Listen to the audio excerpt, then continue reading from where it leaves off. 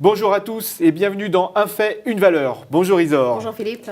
Alors l'activité boursière est devenue intense, beaucoup d'introductions et beaucoup de fusions-acquisitions. Et c'est sur ce dernier sujet que nous allons nous concentrer, Isor, et nous allons aborder ce sujet par les secteurs d'activité. Et nous allons donc commencer par le secteur de l'informatique.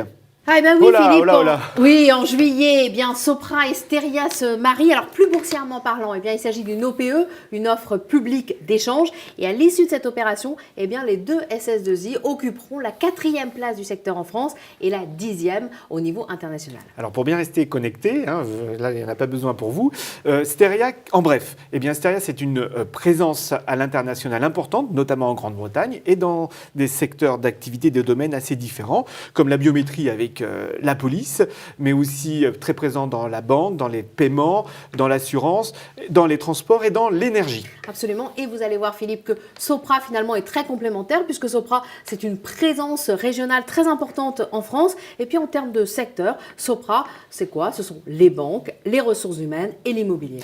Alors dans les rapprochements franco-français, il y a un autre secteur qui fait énormément beaucoup. Parler de lui, c'est le secteur, Isor. Bah allô quoi, Philippe? C'est la téléphonie? Attendez, on me dit à l'oreille, oui, il y a déjà eu un rapprochement entre SFR et Numéricable, mais ça on le sait, c'est pas nouveau, tout le monde en a parlé. Oui, attendez, excusez-moi, oui, ça pourrait se poursuivre. Qu'est-ce qui pourrait se poursuivre? Le rapprochement dans les télécoms, pourquoi? Ah, on reparle de Bouygues avec Free. Mais non, ce n'est que de la spéculation.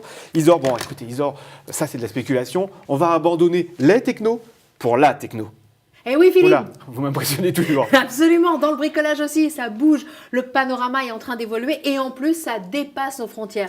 Vous connaissez le Britannique Kingfisher? Ouais, propriétaire de Castorama et Brico Dépôt. Absolument, il exploite ces deux enseignes, et bien, il a annoncé son intention de reprendre également Monsieur Bricolage. Alors, vous vous rendez compte quel chantier? Et vous avez raison de parler de chantier, parce que le prochain secteur, c'est un chantier dans le chantier, puisqu'il s'agit du secteur du ciment. Ah, vous avez raison. Ça, il y en a eu du ciment. Voilà, là. tout le ciment est tombé sur moi.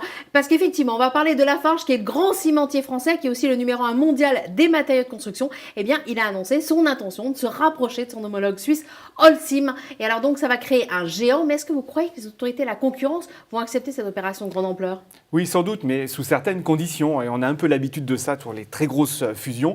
Il va sans doute y avoir des demandes de cession d'actifs pour effectivement favoriser toujours la concurrence. Mais on suivra ça. Et en tout cas, Isor, allez vous nettoyer. Quant à nous, on se retrouve pour un prochain Un fait, une valeur.